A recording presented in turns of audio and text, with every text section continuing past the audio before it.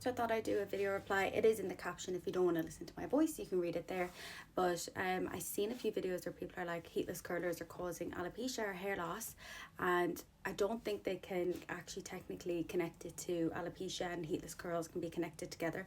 What I think the problem is, and it goes even if you use heatless curlers, rollers at night, or if you use anything, is if you wear your hair in the same style every day. So if you wear a half up, half down, you're pulling your hair, or if you wear a braid every night, you wear a ponytail.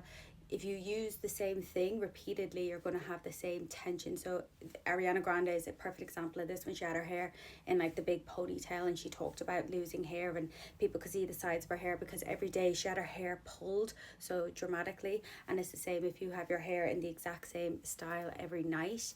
It's what, 8-10 hours of sleep or whatever you do, and it's the same tension being pulled. So you need to change it up. So whether you do different types of heatless curls, so you do the three that I had, you had the one down the side, or you do the bun, like there's loads of different styles, or you do maybe like braids one night, one braid or two braids, or you know, you find different ways of wrapping your hair. It's more to change it up so you can still do heatless curls, because heat is obviously going to be bad for your hair, but if you have your hair pulling the same tension, it's going to affect it. So for example, if I do this kind of heatless curls in my hair every night for a whole year, there's certain pieces at each section of my hair with the three rollers that is being pulled, so will affect my scalp and will affect like your hair growth. Same if you were to do braids going to sleep, because normally if you were doing braids to get waves or something, you would do your braids a bit tighter so they last through the night when you're moving.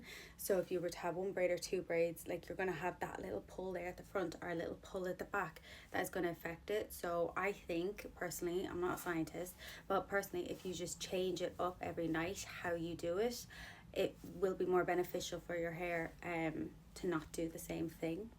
But it is also just beneficial and better for your hair if you just leave your hair down or in a loose ponytail, like a kind of silk scrunchie or something. If you leave that in your hair going to sleep at night, and that is beneficial. But it's the same if you were to wear the exact same hairstyle for work, like in a high ponytail or a low ponytail, you need to change it up every now and again. So it's not just the heatless, it's not that the heatless curls are causing it, it's using the repetitive style, if that makes sense. And as well, another thing that could be causing hair loss or causing hair problems is when you go to bed in the heatless curls but you have your hair really wet. So you want to make sure that when you're doing heatless curls, you're kind of doing it on very damp hair so that it's almost dry before you go to sleep, and it's just holding the style. But for majority of people, obviously not everyone, your hair doesn't even really need to be wet to put a style in. It might just need, if you could